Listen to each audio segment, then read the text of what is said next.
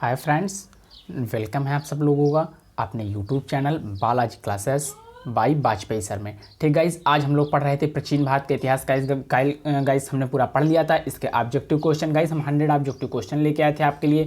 ठीक है, लेकिन पहले वीडियो में क्या हुआ था गाइस, 60 क्वेश्चन ही केवल हम लोग सॉल्व कर पाए थे। ठीक है, तो आगे के 40 क्वेश्चन आज के इस वीडियो में देखेंगे। आप सब लोग हमारे साथ बने रहिए। ठीक है गाइस, तो स्टार्ट करते हैं आज की क्लास। ओके गाइस, कैसे हैं आप सब लोग? स्टार्ट करें, रेडी हैं आप सब लोग? ओके गाइस, तो आज की क्लास स्टार्ट होती है। हम क्वेश्चन नंबर हम लोग 60 देख चुके थे। ठीक गाइस, तो आज देखेंगे 61 क्वेश्चन नंबर से। ठीक गाइस, 100 क्वेश्चन जो है हमने प्रॉमिस किया था कि आपको लेके आएंगे। पूरा प्राचीन भारत हम लोग कवर कर चुके हैं। ठीक गाइस, और अगर आपने नहीं पढ़ी है तो इस वीडियो के डिस्क्रिप्शन में जाकर सभी वीडियो की लिंक दी गई है। प्राचीन भारत के पार्ट 1 से लेकर पूरा प्राचीन भारत के सभी लिंक इस वीडियो के डिस्क्रिप्शन में आपको मिल जाएंगी, आप जाके पढ़ सकते हैं। ठीक गाइस, तो क्वेश्चन नंबर पहुंच चुके हैं हम लोग 61। कल गाइस हम लोग 60 तक लाइव क्लास में कवर कर चुके थे। ये ऑफलाइन क्लास है। ठीक है, ज़्यादा से ज़्यादा लोगों को इसे शेयर कीजिए। तो स्टार्ट करते हैं। ये गाइस सारे पढ़े हुए क्वेश्चन हमने जो पढ़ाया है वही क्वेश्चन लेके आए। प्री ईयर एग्जाम से क्वेश्चन भी आपके लिए लेके आए गए हैं। तो आज की क्लास स्टार्ट करते हैं। Ready guys? Okay guys, ready, start करते हैं। पहला लिखा है अशोक के अभिलेखों की खोज, फाउंड एडिक्ट्स ऑफ अशोक सर्वप्रथम किसने की? हमने गाइस पढ़ा था। जब अशोक के विषय में पढ़ रहा है तो हमने डिस्कस किया था कि अशोक के अभिलेखों की खोज, अशोक के अभिलेख जो है टोटल कितने थे? 40 थे। और टाइप्स कितने थे उसके? 3 टाइप्स थे। कितने टाइप्स थे? 3 टाइप्स थे उनके। एक शिलालेख था, गुहालेख था, है ना गाइस? शिलालेख था, गुहालेख था, ऐसे करके इनके। और एक कौन सा था? स्तंभलेख, शिखालेख, गुहालेख और तीसरा नंबर का स्तंभलेख। 3 प्रकार के लेख हुआ करते थे। तो गाइस यहाँ किसकी पूछी गई है? यहाँ बात की गई शिलालेख। किस लेख की? तो शिलालेख की खोज सर्वप्रथम किसने की? तो पैंथर, जिसको गाइस हमने क्या पढ़ा था? T fan Thaler. क्या हमने पढ़ा था इसको? टी फैन थेलर नाम से हमने अपनी क्लास में देखा था। तो क्या नाम था गाइस? टी फैन थेलर जी ने अशोक के जो अभिलेख थे उनकी खोज किया था। That's all guys, clear? Next पे चलते हैं, आगे देखें गाइस। अशोक के अभिलेख, अशोक के अभिलेखों को सर्वप्रथम किसने पढ़ा था? तो किसने पढ़ा था? जेम्स प्रिंसेस ने। ये भी गाइस हमारा रिवाइज किया हुआ क्वेश्चन। किसने पढ़ा था? जेम्स। गाइस हम डायरेक्ट आंसर को देख रहे हैं, आपके सामने ऑप्शन भी है स्क्रीन पर। ठीक गाइस, क्यों? क्योंकि जब एग्जाम में आंसर क्वेश्चन ऐसा बनेगा तो आपको डायरेक्ट माइंड आंसर पर रहेगा और आपका आंसर जाके ऑप्शन में पकड़ लेगा। सांची का स्पूत का निर्माण किसने कराया? तो हमने गाइस पढ़ा था किसने कराया था? सांची के स्पूत का निर्माण किसने कराया? लिखा है चंद्रगुप्त मौर्य ने, अशोक ने, बिंदुसार ने, चंद्रगुप्त द्वितीय ने। तो अशोक जी ने सांची के स्पूत का निर्माण कराया था। किसने कराया था गाइस? अशोक जी ने कराया था। चंद्रगुप्त मौर्य से चाणक्य की सहायता से जिन्होंने घनानंद जी को पराजित किया था, अशोक थी जे, उन्होंने ही सांची के स्पूत का निर्माण कराया था। बिंदुसार के विषय में पढ़ा है ना। और चंद्रगुप्त द्वितीय हमारे जो है लास्ट सेशन के लास्ट वीडियो में चंद्रगुप्त द्वितीय जी थे। ठीक है, हाँ, यस गाइस। चलिए नेक्स्ट क्वेश्चन पे। अशोक के अभिलेख किस लिपि में है? गाइस अशोक के अभिलेख बहुत सारी लिपि में, देखिए ब्राह्मणी में भी है, खरोष्टी में भी है, ग्रीक में, अरामेक में है। इसका आंसर होगा ये सभी। क्यों गाइस? क्योंकि गाइस हमने पढ़ा था जो हमारे अफगानिस्तान से कुछ अभिलेख मिले हैं वो ब्राह्मणी और खरोष्टी में है, जबकि कुछ अभिलेख जो यहाँ अपने इंडिया से मिले हैं वो ग्रीक और अरामेक में है। तो इसका आंसर इसके लिए क्या हो जाता है? इस दृष्टिकोण से क्या होगा इसका आंसर? उपरोक्त सभी। ये भी हमने अपने वीडियो में देखा था। क्या होगा इसका आंसर? उपयुक्त सभी। अगर आपने नहीं देखे हमारे वीडियो तो जाकर नीचे डिस्क्रिप्शन में सबकी लिंक दी गई है, आप जरूर देखिएगा। ठीक है, पूरे प्राचीन भारत के 1 से लेकर लास्ट तक के सभी वीडियो में पूरा प्राचीन भारत कवर किया गया है।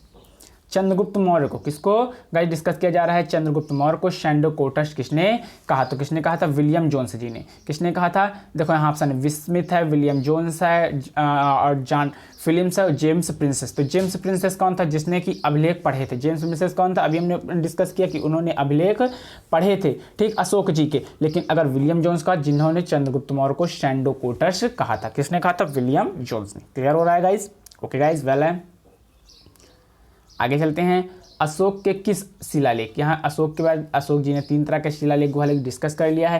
क्वेश्चन पूछा था अशोक के किस शिलालेख में उसकी कलिंग विजय का उल्लेख मिलता है? तो अशोक जी का जो 13वां 13 नंबर का गाइस अभिलेख था, उसमें जो है अशोक जी के 13 नंबर अभिलेख से पता चलता है कि वो कलिंग तक के राज्यों को जीता था। अशोक ने अपने राज्य के विस्तार के लिए कलिंग तक के राज्यों को जीत लिया था। ठीक है गाइस, मौर्य काल में गुप्तचर मौर्य काल में 2-3 प्रकार के गुप्तचर होते थे, हमने ये डिस्कस किया। मौर्य काल के गुप्तचरों को क्या कहते हैं? देखो गाइज, पहला था संस्था गुप्तचर वो होते थे जो एक स्थान पर रहकर कार्य करते थे, ठीक है। और यहाँ बात के अगला ऑप्शन जैसे देखिए संचार वो होते थे जो गुप्तचर एक स्थान पर नहीं रहा करते थे, मतलब जो है चल के एक स्थान से दूसरे स्थान तक सूचना लाकर अपने राजा को प्रोवाइड किया करते गुप्तचर जो होते, तो इससे ऑप्शन कहाँ जाएगा? ऑप्शन नंबर डी पे जाएंगे। ये सभी मौर्य काल के गुप्तचरों के सभी प्रकार हैं, टाइप्स हैं, ठीक गाइस। कोई प्रॉब्लम नहीं हो रही गाइस, अच्छे से चल रहा है ना? ठीक गाइस, आगे देखते हैं, आगे चलते हैं नेक्स्ट वीडियो पर। अगले वीडियो का मेगास्थनीज गाइस, इसको भी हमने पढ़ा है, डिस्कस किया है, सारे गाइस प्री ईयर से वीडियो लाए गए हैं, ठीक है, जो क्वेश्चन लाए गए हैं। मेगास्थनीज के अनुसार भारतीय समाज कितने भागों में विभक्त था? गाइस होगा 7। क्या आंसर होगा?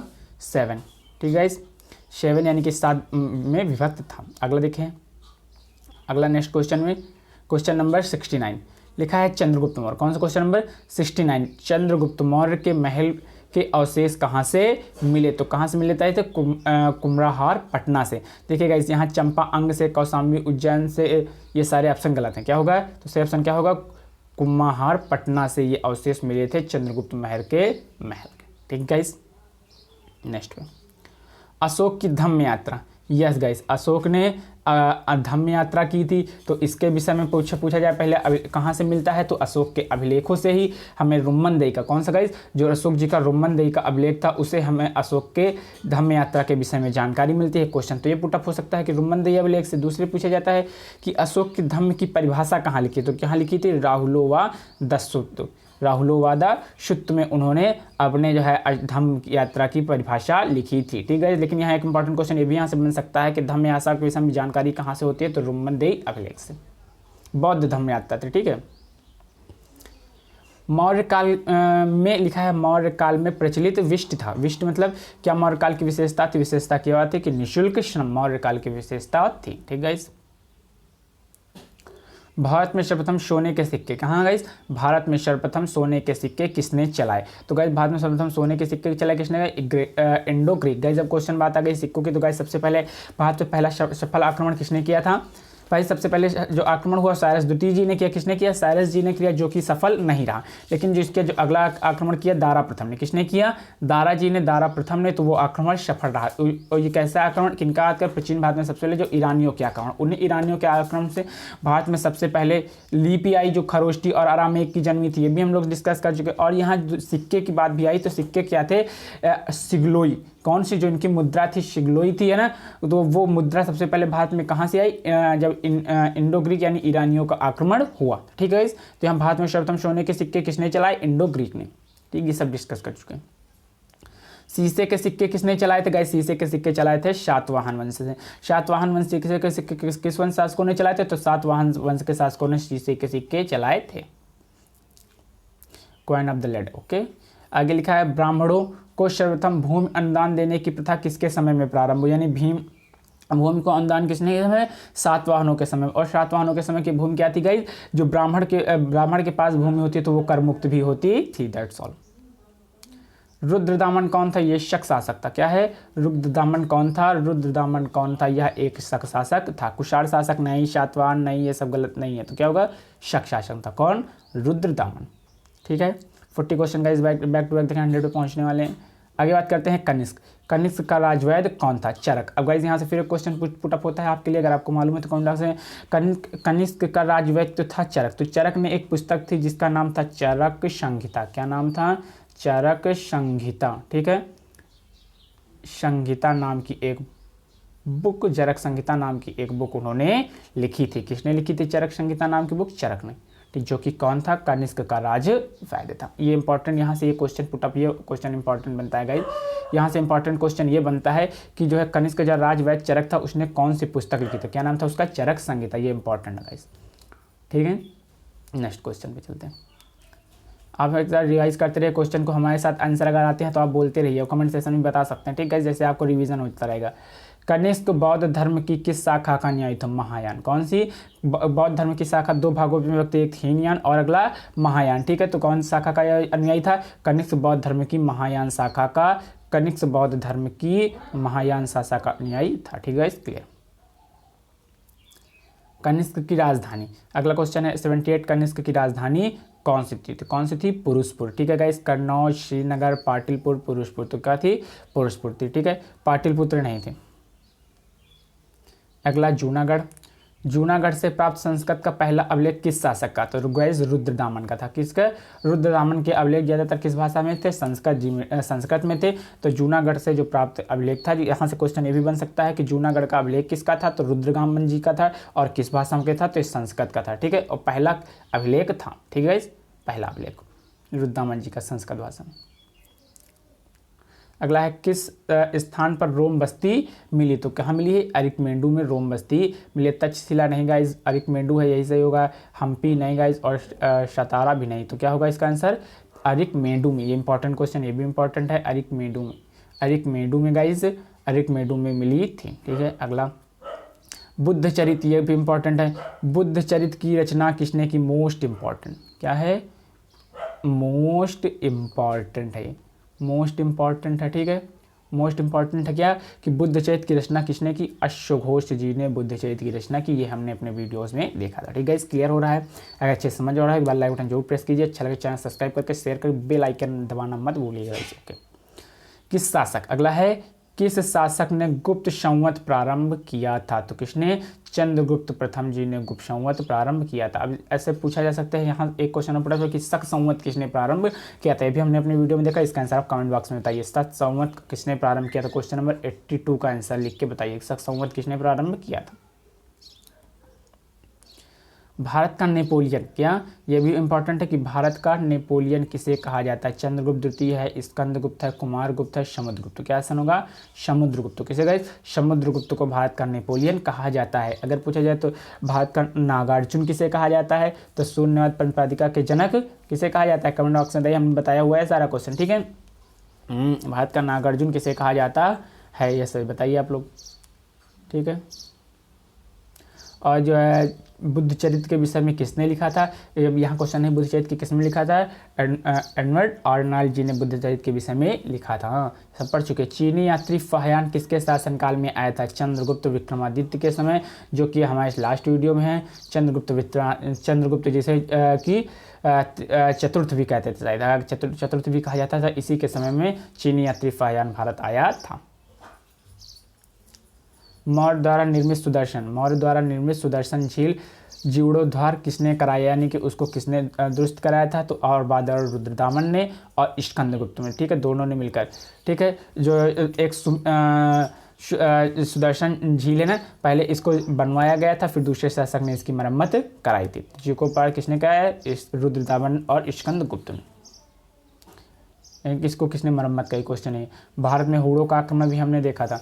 किसका? भारत में हुड़ों का आक्रमण किसके शासनकाल में हो? तो स्कंदगुप्त के। शायद गाइज ये सब लास्ट में जब हम गुप्त वंश पढ़ते हैं तो इसमें जो है हम श्रीगुप्त जी को पढ़ते हैं। श्रीगुप्त के बाद जो है घटोत्कच आता है, घटोत्कच के बाद जो है स्कंदगुप्त आता है। तो वहीं पर हमने स्कंदगुप्त को देखा था। तो कब हुआ था? उसी समय हुड़ों का आक्रमण हुआ था। गुप्त वंश के गुप्त वंश में ही मान लीजिए आप, गुप्त वंश के दैट बात। ठीक है, नवरत्न किस गुप्त शासक से संबंधित है? नवरत्न क्वेश्चन आ गया है कि नवरत्न किस गुप्त शासक से संबंधित है? तो चंद्रगुप्त विक्रमादित्य। ठीक है, चंद्रगुप्त चतुर्थ भी कहा जाता है। लास्ट स्टेशन का वीडियो। ठीक है, अगला नालंदा विश्वविद्यालय कहाँ था? क्या क्वेश्चन है?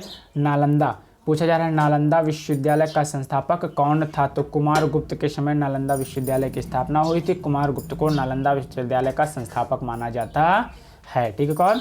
कुमारगुप्त को। आगे लिखा है गुप्तकालीन। क्या लिखा है?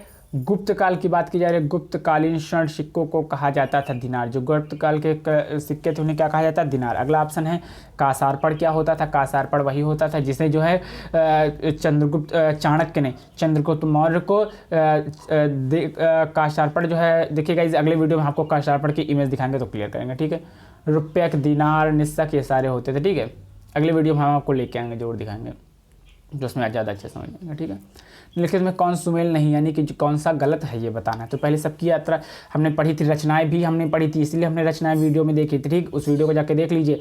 मुद्रा राजा विशाख दत्त का नाटक है, सही है।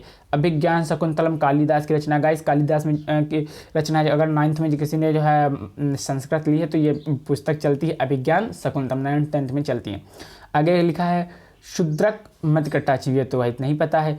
और ये स्वप्नतम डांडी, ये भी नहीं पता। तो गाइस हमने देखिए अब हमने 2 ऑप्शन हिट कर लिए, ठीक है। पहला तो मुद्रा राक्षस हमने पढ़ी विशाख दत्त के, विज्ञान शकुंतलम कालिदास की। तो अब बचे 2 ऑप्शन, तो इसमें से कौन सा अलग है। तो इसमें गाइस अब अगर आपको नहीं मालूम है तो आप फिर जो है अगर आपका एग्जाम जो है माइनस मार्किंग वाला है तो फिर आप ऑप्शन हिट नहीं करेंगे, अवॉइड करेंगे, छोड़ेंगे, क्योंकि गाइस माइनस मार्किंग बहुत नुकसान करता है। लेकिन अगर आज आपका माइनस मार्किंग वाला नुकसान नहीं है तो फिर आप किसी के साथ जा सकते हैं। लेकिन यहाँ सही राइट आंसर क्या है, शुप्रवासादम डांडी, क्या है शुप्रवासाद, जबकि मध्य कच्छम शूद्रक की है, ये भी हमने डिस्कस किया था गाइस, हमने ये डिस्कस किया था।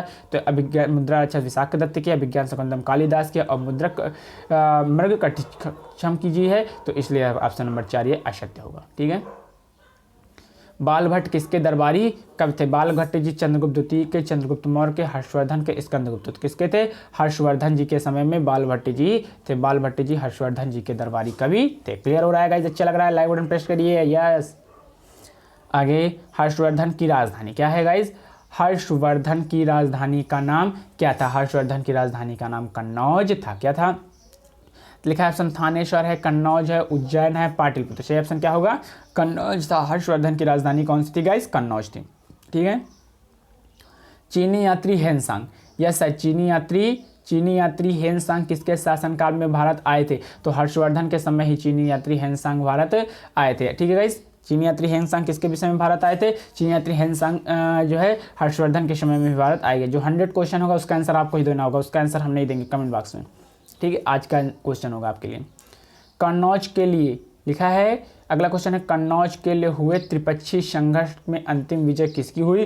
प्रतिहार वंश सबसे लास्ट में जो है कहने का मतलब है उभर कर आया, और प्रतिहार वंश की जीत हुई थी। कहाँ, कन्नौज में जब हुआ था संघर्ष, ठीक है। तो किसका हुआ था, प्रतिहार वंश, ठीक गाइस। अगला देखते हैं 95 क्वेश्चन नंबर, किस राष्ट्रकूट शासकों ने एलोरा पर्वतों को कटवाकर प्रसिद्ध कैलाश मंदिर का निर्माण कराया। तो ऑप्शन कितने हैं, इंद्र तृतीय, कृष्ण तृतीय, कृष्ण प्रथम, इंद्र प्रथम। तो गाइस इंद्र प्रथम और इंद्र तृतीय 2 ऑप्शन कट हो गए, क्योंकि हम जब ऑप्शन हिटिंग करके जो है क्वेश्चन को सॉल्व कर ले सकते हैं। तो कौन सा ऑप्शन बचे हमारे पास, 2 बचे थे, एक कृष्ण तृतीय और कृष्ण प्रथम। तो क्या जाएंगे, कृष्ण प्रथम जी थे, कृष्ण प्रथम थे जिन्होंने राष्ट्रकूट शासकों ने एलोरा पर्वत को कटवाकर प्रसिद्ध कैलाश मंदिर का निर्माण करा दिया था। कौन से राष्ट्रकूट शासक थे, और उसके में शासक कौन था, कृष्ण प्रथम था, ठीक है। ये भी प्राचीन भारत के लास्ट स्टेशन में से है। वापाती क्या है, वापाती किसकी राजधानी थी, वापाती किसकी राजधानी थी, पल्लव की, राष्ट्रकूट की, या पांड्य की। तो चालुक्य, किसके, चालुक्यों की राजधानी थी वापाती। वापाती किसकी राजधानी थी, चालुक्य की। जब लास्ट में हम लोग देखते हैं सीमावर्ती राजवंशों का अभ्युदय, हमने सबसे लास्ट वीडियो इसी टॉपिक करना, तो वहाँ पर सबसे लास्ट में ही डिस्कस किया गया है कि वापाती चालुक्यों की राजधानी क्या थी, वापाती थी, ठीक है। सीमावर्ती राजवंशों का अभ्युदय, उसके नीचे लिंक डिस्क्रिप्शन में, आप वो वीडियो जाकर जरूर देख लीजिए।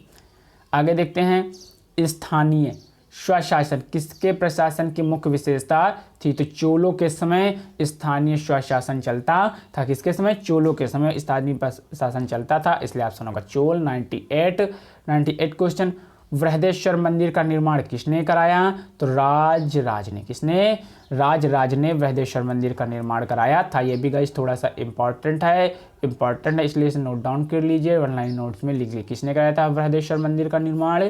तो जो है राज ने कराया था। नेक्स्ट पे चलते हैं गाइस, एलिफेंटा गुफा लिखा है, एलिफेंटा गुफा मंदिर का निर्माण किस राजवंश शासकों ने कराया था। तो राष्ट्रकूट ने एलिफेंटा गुफा मंदिरों का निर्माण कराया था। एलोरा, अजंता और की गुफाएं कहाँ हैं, ये क्वेश्चन पुट अप होता है, बताइए कहाँ हैं, महाराष्ट्र में। कहाँ है, महाराष्ट्र में, यस गाइस। आगे देखते हैं, राष्ट्रकूट के समय ही सारे बने थे। आगे देखते हैं, महाबलीपुर क्या है, महाबलीपुरम के रथ मंदिर का निर्माण किसने कराया था। तो नरसिंह वर्मन प्रथम ने, किसने, नरसिंह वर्मन प्रथम ने रथ मंदिर का निर्माण कराया था। महाबलीपुरम के रथ मंदिर का निर्माण नरसिंह वर्मन ने कराया था। क्लियर गाइस, चलते हैं नेक्स्ट क्वेश्चन पे। गज बाइस हम लोग आ गए 100 क्वेश्चन पे, ठीक है। इसका आंसर भी बता ही देते हैं आप लोगों को। अगला क्वेश्चन है जो आपकी स्क्रीन पर है, ये क्वेश्चन ये है कि कश्मीर के मार्तंड इंपॉर्टेंट है गाइज, इंपॉर्टेंट कई बार रिवाइज कर रहे हैं, इसलिए आप इसे नोट डाउन कर लीजिए कहीं स्क्रीनशॉट इसको हर क्वेश्चन के आप स्क्रीनशॉट ले लीजिएगा, ठीक है गाइज, बाद में इनको आके देख सके, ठीक है। कश्मीर के मार्तंड सूर्य मंदिर का निर्माण किसने कराया था? तो क्या है, दिद्या है, शमराज राज है, दलितादित्य मुक्तिपीड़ा है और संग्राम राज है। तो क्या है, दलितादिव्य मुक्तिपीड़ा। गाइज अगर आपको हमारा वीडियो अच्छा लगा है तो आप बालाजी क्लासेस के यूट्यूब चैनल को, ठीक है, बालाजी क्लासेस के यूट्यूब चैनल को सब्सक्राइब करिए और जो है हमें जो है हमारे यूट्यूब चैनल के अबाउट सेशन में जाइए, हमें फेसबुक पे, ट्विटर पे, इंस्टाग्राम पे सभी पे फॉलो करिए। तो ठीक है गाइज, हम लोग मिलेंगे अब अगली क्लास में। आज की क्लास यही तक गाइज, अच्छा लगा तो एक बार सब्सक्राइब करके बेल बटन प्रेस कीजिए और आपको मिलते हैं अगली क्लास में। हम लोग गाइज बैक टू बैक प्राचीन भारत के 100 ऑब्जेक्टिव क्वेश्चन देख चुके थे। पहले वीडियो में हमने कल 60 क्वेश्चन जो लाइव में देखे थे और ये आज हमने देखे यहाँ पर 40 क्वेश्चन। तो आज की क्लास यहीं तक, मिलते हैं अगले दिन, तब तक के लिए जय हिंद जय Bharat, thanks for class. Okay guys मेरे फ्रेंड्स, आप लोग अच्छे रहिए, सुरक्षित रहिए, घर पे रहिए, ठीक है गाइज। अब लोग अगले वीडियो में मिलेंगे, जब तक के लिए गाइज जय हिंद जय भारत। सब्सक्राइब करना मत भूलिएगा गाइज, ठीक है। जय हिंद जय भारत, सब्सक्राइब करना हमारे वीडियो को मत